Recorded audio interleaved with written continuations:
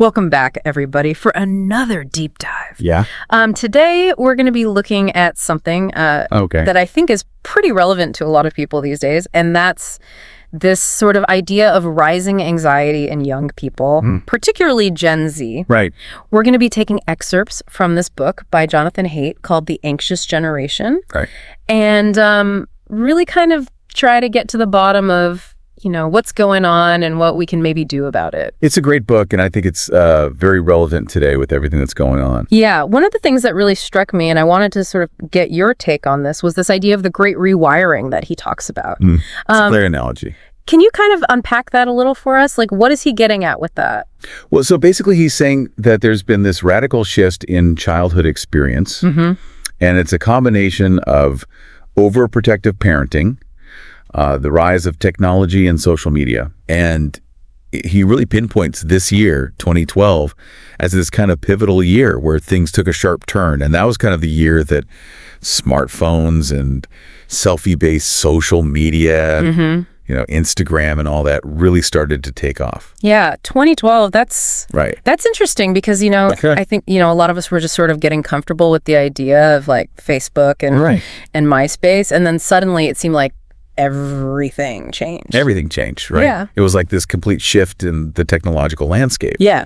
And so he kind of argues that that's this major contributor to this great rewiring. Okay. And he has this analogy where he says it's as if we've started raising our kids on Mars. Raising kids on Mars. Yeah. I like that. Okay. Yeah. So what do you think he means by that? Well, he's basically saying that there's this mismatch between our evolved needs as humans. We need real world interaction. Right. We need to take risks. We need to explore. And this increasingly digital, very kind of sanitized environment that we've created for kids these days. Yeah, it's like we've taken them out of their natural habitat in a way. Exactly. Yeah, and put them in this artificial world that doesn't really support their development. Yeah, and it makes you think about all those hours, we spent as kids running around outside getting into trouble. Exactly. Playing with friends. Right. Those experiences really did shape us in ways we probably didn't even realize at the time. Absolutely. And so Haidt argues that, smartphones with these constant notifications and these endless feeds of information have become experience blockers. Okay. So they're actually preventing kids from having those real world experiences that are so crucial for their development. Even as adults, we can all probably relate to that feeling of being sucked into our phones and kind of missing out on real life because we're so busy scrolling through Instagram or checking emails and things. Yeah, and if we as adults struggle with that, right? Imagine what it's like for kids whose brains are still developing. Yeah. And who are even more susceptible to the addictive nature of these technologies. So that's a little bit scary. It is scary, yeah. So we've got this rewiring happening. We've got smartphones acting as experience blockers. Right. How does that play out then in terms of the actual challenges that young people are facing, especially when it comes to anxiety? Well, he really focuses on the impact of social media. And he talks about how it seems to be affecting girls and boys in different but equally concerning ways. Okay, so let's break that down a little bit. Let's start with girls. Okay. What are some of the unique pressures and anxieties that they seem to be facing in this hyper-connected world? Yeah, so one of the things he talks about is this intense pressure of social comparison that girls experience online, right? They're constantly bombarded with these images of seemingly perfect lives, perfect bodies, perfect relationships. Right. It's like this impossible standard. Exactly. And it creates this impossible standard that they feel like they need to live up to. Yeah. And everyone's curating their best selves online. Exactly. Which I think makes it even harder for young people to feel good enough. Exactly. And so this pressure to kind of present this flawless online persona can really fuel anxieties about their appearance, their social standing, even their worth as individuals. Right. He shares this really heartbreaking story, actually, about this young girl named Alexis Spence, who developed an eating disorder and even contemplated suicide. Wow. As a result of the harmful effects of Instagram use. That's a powerful reminder of the real human cost of this pressure to be perfect. Absolutely. Yeah. And he also points out that it's not just Instagram. TikTok's algorithm is designed to serve up content that keeps users engaged. Right. And for a lot of young girls, this often means a constant stream of weight loss content, promoting extreme diets, and unrealistic body images. So it's almost as if these platforms are deliberately exploiting those vulnerabilities to keep them engaged. It's a troubling thought. Yeah, it is. So we've got girls grappling with social comparison and these kind of unrealistic beauty standards. Yeah. What about boys? Yeah, so he kind of suggests that boys are experiencing a different kind of crisis, perhaps, tied to the decline of traditional male roles and the rise of video games, which offer this sense of achievement and mastery that they may be struggling to find in the real world. Oh, so it's almost like they're disconnecting from the real world altogether. It's one way to look at it. Yeah. And he points out that easy access to online pornography may also be a factor, potentially affecting their ability to form healthy relationships and to navigate the complexities of intimacy in the real world. It's interesting because it seems like we're only just beginning to really understand the long-term consequences of this kind of digital immersion. On young people's development. Exactly. And it's really important to understand this concept of anti-fragility that he emphasizes in the book. Anti-fragility. Yeah. Okay. I'm not sure I'm familiar with that term. So it's basically this idea that kids actually need exposure to manageable risks and challenges in order to develop resilience. They need to skin their knees. They need to experience setbacks. They need to navigate social situations on their own. These experiences are what helps them build the strength and resilience they need to thrive in the real world. Yeah, it makes sense if we're constantly shielding them from every potential danger or discomfort. Then we're not giving them the opportunity to develop those coping mechanisms and learn how to deal with things. And so he argues that this overprotective parenting style, coupled with the lure of the digital world, is creating a generation of young people who are more fragile and less equipped to deal with the challenges of adulthood. Yeah, and he uses this really interesting example about playground design. How swings and slides are now built to prioritize safety above all else. Eliminating those minor injuries that used to be a normal part of childhood play. You know, so it's like this metaphor for the way we've sanitized childhood, removing all the bumps and bruises that help kids develop a sense of their own limits and capabilities. So instead of skin knees, we have anxiety and fragility. Yeah, basically. That's kind of a sobering thought. It is. It really makes you wonder, like, how did we get to this point where childhood has become so structured and risk-averse? Well, and he argues that it's not just about individual parenting choices. It's about this broader cultural shift. You know, we've become so fixated on safety and achievement that we've lost sight of the importance of play exploration, even failure, as essential ingredients in a healthy childhood. He talks about this lack of clear rites of passage in modern Western society, these milestones that used to mark the transition from childhood to adulthood. Yeah, it's true in many traditional cultures. There are these rituals and ceremonies that signify a young person's entry into adulthood, you know, giving them a sense of purpose and belonging within the community. But in our modern world, those markers have become blurred. And it leaves a lot of young people feeling kind of adrift and uncertain about their place in the world. Yeah, and I think without those clear markers, it's easy to see how young people might cling to that digital world where there's at least a sense of progression and achievement, even if it's just leveling up in a video game or gaining followers on social media. Exactly. And so he proposes this really interesting idea of a ladder to adulthood. With specific freedoms and responsibilities tied to even your birthdays from age 6 to 18. I love that. A ladder to adulthood. Yeah, so it's like this roadmap for navigating that transition to adulthood, providing young people with a sense of structure and purpose. Can you give us a few examples of what some of those rungs on the ladder might look like? Yeah, so at age 10, there's the roaming rung, where kids are encouraged to explore their neighborhood independently, you know, walk to school or the park with friends without constant adult supervision. It's about building that sense of competence and independence in the real world. So giving them that freedom to kind of roam. Exactly. And then at 16, there's internet adulthood. Internet adulthood, what does that mean? So that's the rung where he suggests that young people should have full access to the internet, including social media, without parental consent.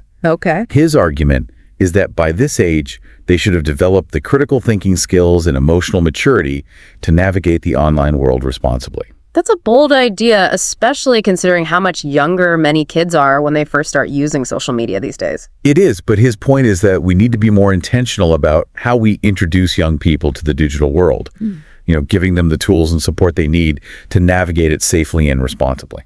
So this all sounds great in theory, but realistically, how do we actually start to shift things in a more positive direction? Yeah, so Haidt's a big believer in collective action. Okay. He argues that it's going to take a concerted effort from parents, schools, tech companies, and governments to reverse these negative trends and create a healthier environment for young people. So it's not about pointing fingers or placing blame. Right. It's about recognizing that we all have a role to play in this. Exactly.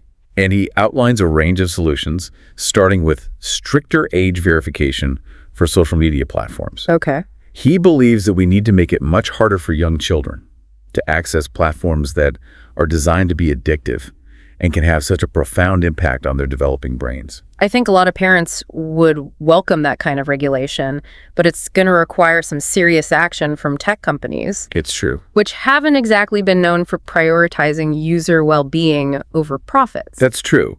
But Haidt argues that government intervention may be necessary to force these companies to take responsibility for the impact their platforms are having on young people. Right. He also advocates for phone-free schools, which might seem radical at first, but could have a huge positive impact on students' well-being. I mean, it would be a big shift in school culture, but think about all the potential benefits. Less distraction, more focus, better social interaction among students. Exactly. Yeah. And it would send a powerful message that there are times and places where real-world connection should take priority over digital engagement. Mm-hmm. Another interesting idea he proposes is implementing reasonable childhood independence laws. Okay, I've never heard of that. What's the thinking behind that? So these laws would essentially clarify the definition of child neglect, Okay. making it clear that allowing kids to engage in age-appropriate independent activities like walking to school or playing at the park does not constitute neglect. Okay. It's about pushing back against this culture of overprotection that's become so pervasive. Yeah, I can see how that would be helpful, especially for parents who are worried about being judged or even reported for giving their kids a little bit of freedom. Exactly. Yeah. And he also stresses the importance of encouraging more play in schools and communities. Okay. Simple things like longer recess periods, Yeah. more time for unstructured play, even just creating more child-friendly public spaces can make a big difference in giving kids the opportunity to move their bodies, use their imaginations, and develop those crucial social and emotional skills. So giving them that space and freedom to just be kids. Exactly. To explore, take risks. Exactly. Build that resilience we were talking about. Exactly. Okay. And lastly, he proposes a really interesting idea of device-based age verification. Device-based age verification. Okay, tell me more about that. How would that work? So he suggests that parents should be able to designate their child's devices as belonging to a minor, Okay. which would then trigger age restrictions on websites and apps. Okay. So instead of relying on kids to honestly report their age, which we know doesn't always happen, Right. the device itself would signal their underage status, giving parents more control over their online experience. That makes a lot of sense, and I think it would take some of the pressure off parents to constantly monitor their kids' online activity. Exactly. It would provide that layer of protection that's built into the technology itself. Exactly. And it would empower parents to make more informed decisions about when and how their children engage with the digital world. So it's a multi-pronged approach, tackling the issue from different angles. Right. It's not about one magic solution, but a combination of strategies that work together to create a healthier environment for young people. And I think one of the things that makes Haidt's book so valuable is that he goes beyond simply outlining the problems. Mm-hmm.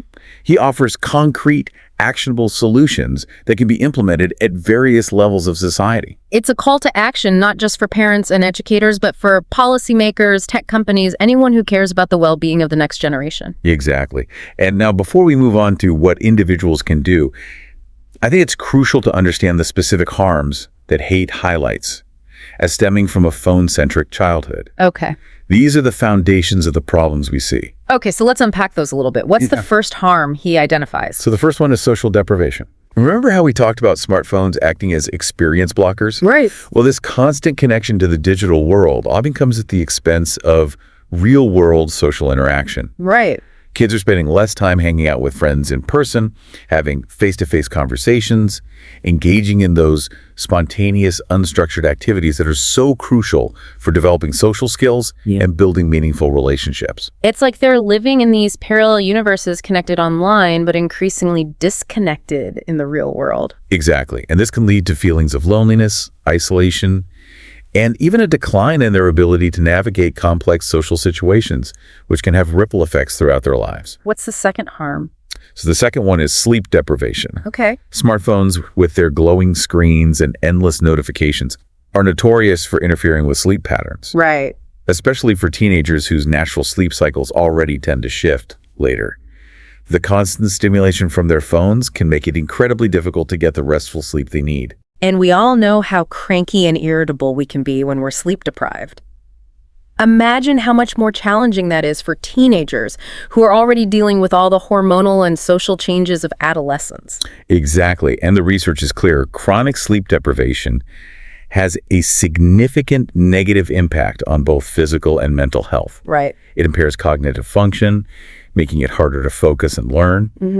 It affects emotional regulation, making teens more prone to mood swings and outbursts. Right. And it even increases the risk of obesity and other health problems. So it's like this domino effect. One harm leads to another, creating this vicious cycle that's hard to break free from. Exactly, and that's what Haidt's warning us about. Okay, so the third one is attention fragmentation. This is the one I struggle with even as an adult. It's like my brain has been rewired to crave constant stimulation and novelty. And it's a common experience in our hyper-connected world. Yeah. He argues that the rapid-fire nature of the digital world, with its constant stream of notifications, updates, flashing images, trains our brains to flit from one thing to the next. Right.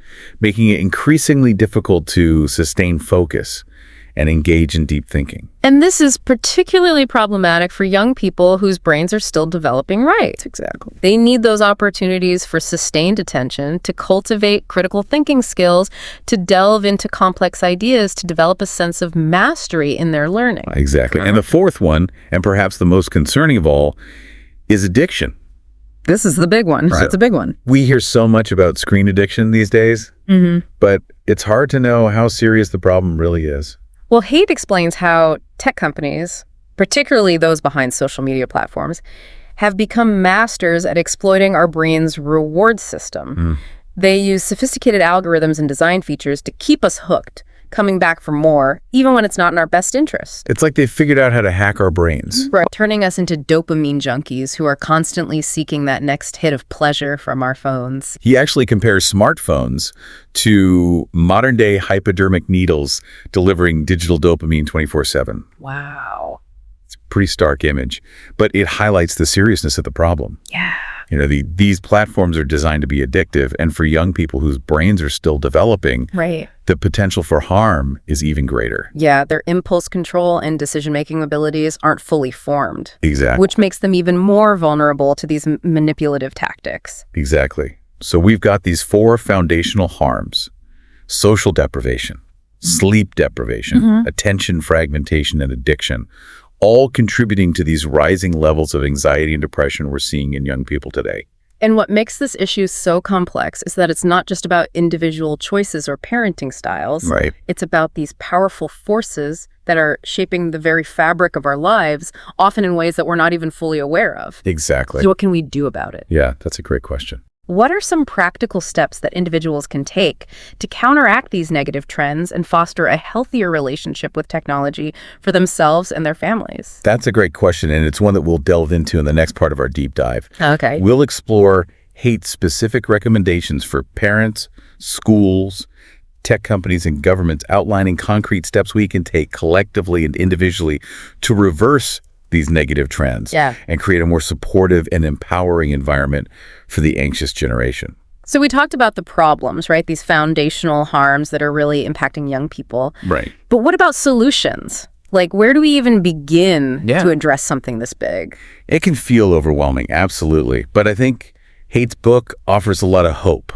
Okay. He doesn't just leave us with a sense of doom and gloom. Right. He actually lays out some really concrete steps. Okay. That we can take at different levels of society to start shifting things in a more positive direction. So let's start with schools. What can educators do to help counter these trends? You mentioned earlier that Haidt's a proponent of phone-free schools. He is, and there's actually a great example of a school that has implemented this successfully. Oh, really? Yeah, Mountain Middle School in Colorado went phone-free back in 2012. Okay. And saw some pretty remarkable results. What kind of results did they see? Well, before the ban, they were dealing with a lot of the same issues we've been talking about. Rampant cyberbullying kids, constantly comparing themselves to others on social media, sleep deprivation, because they were up all night on their phones. Right. It sounds like a pretty typical middle school environment these days, unfortunately. Yeah, sadly, it's become the norm in many places. Yeah. But after they implemented the phone ban, things changed dramatically. Students started interacting more with each other face-to-face. They were more present and engaged in class. And there was a noticeable decrease in anxiety and stress levels. Wow. It's amazing to think that something as simple as removing phones from the equation could have such a profound impact. It really speaks to the power of creating spaces where real-world interaction can flourish. Right. He also stresses the importance of increasing opportunities for play, both within schools and in communities. Okay. This could involve things like longer recess periods, dedicated time for unstructured play, and even incorporating more play-based learning into the curriculum. I love that, bringing back the joy of play. It seems like we've gotten so serious about education that we've forgotten how much kids learn through play. Exactly. And he highlights this really cool program that some schools are implementing called Play Club. Play Club. Okay. It's essentially an after-school program where kids have the freedom to play and interact with minimal adult intervention. So it's kind of like a throwback to the kind of childhood many of us remember where, we spent hours outside making up games, building forts, just letting our imaginations run wild. Exactly. And the results have been incredibly positive. Mm-hmm. Kids are developing social skills, learning to navigate conflict resolution, and building that sense of agency and independence that's so crucial for their development. It's not just about keeping them occupied after school. Right. It's about providing them with the space and freedom to really thrive. Exactly. So more play, less structure. Okay. What else can schools do? He also suggests this really interesting school project called the Let Grow Project.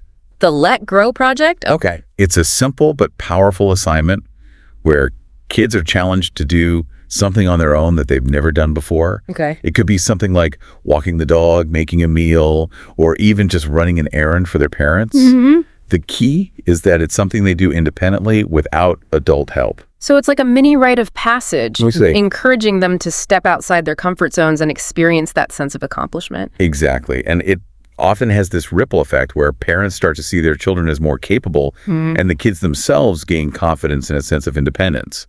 It's a win-win for everyone involved. Okay, so those are great ideas for schools, but what about parents? What can we do at home to foster this kind of growth and resilience in our own kids? Well, one of the things he stresses is the importance of modeling healthy tech habits. Okay. Kids are incredibly perceptive and they pick up on our cues all the time. If we're constantly glued to our phones, checking emails during dinner, scrolling through social media while they're trying to talk to us, Right. they're going to internalize that as normal behavior. So we need to walk the walk, not just talk the talk. Exactly. Put down our own phones, set limits on screen time, create those tech-free zones in the house. Exactly. Lead by example. Okay. He also encourages parents to prioritize in-person activities and quality time with their kids. This could involve things like family dinners, game nights, outdoor adventures, anything that gets everyone interacting and connecting in the real world. And what about social media? It seems like every kid these days is on Instagram or TikTok. Right. How can parents navigate that? He's a big advocate for delaying social media use for as long as possible, ideally until age 16. Okay. He argues that those early teen years are incredibly vulnerable. Kids are already grappling with the hormonal and social upheavals of puberty. Right. And introducing social media into the mix can be like pouring gasoline on a fire. Yeah, I can see how the constant comparison and the pressure to present this perfect online persona could really exacerbate those insecurities and anxieties that are already so prevalent during adolescence. Exactly. And he points out that there are some signs parents can look out for to determine if their child's social media use is becoming problematic. What are some of those red flags? Things like spending excessive amounts of time online, Okay. neglecting real-world relationships, becoming withdrawn or irritable when they're offline, and having difficulty controlling their social media use. Those are all signs that there might be an issue. So it's a good reminder that we need to be paying attention to how our kids are interacting with technology. Right. And be willing to intervene if we see signs of trouble. It's not about being overly controlling. It's about being present and supportive and setting those healthy boundaries. Exactly. And he also encourages parents to find ways for their teens to contribute to the family or community. Okay. To give them a sense of purpose and responsibility. This could involve things like chores volunteering or even a part-time job. Helping them feel valued, capable, and connected to something larger than themselves. Exactly. And ultimately, it's about empowering them to find their own path and navigate the challenges of adolescence and young adulthood with confidence and resilience. This has been such an insightful conversation. Yeah. It's clear that Haidt's book offers a wealth of knowledge and practical advice for anyone who wants to understand and address the challenges facing young people today. But I think the key takeaway here is this: the anxiety we're seeing in young people isn't just a phase. Right. It's a symptom of a much deeper issue. It's that great rewiring. Exactly. That great rewiring we talked about earlier. It's a fundamental shift in the way childhood is experienced in our modern world. And reversing this trend is going to require a collective effort from all of us. It's not just about fixing kids. It's about creating a world that better supports their well-being and development. It's about rethinking our priorities, redefining what it means to be a successful adult, and creating a culture that values connection, play, and resilience as much as it values achievement and productivity. It's a big challenge, but it's one that's worth taking on. Absolutely. And I think Haidt's work gives us a reason to be hopeful. So as we wrap up this deep dive, I want to leave our listeners with a question to ponder. What small step can you take today to encourage more play, autonomy, and real-world connection for the young people in your life? It could be as simple as putting down your phone and engaging in a conversation. Yeah. Suggesting a family game night or encouraging your kids to go outside and play with their friends. Every little step counts. Well, thank you so much for joining us on this deep dive. We'll include links to Haidt's book and other resources in the show notes for those of you who want to learn more. Until next time.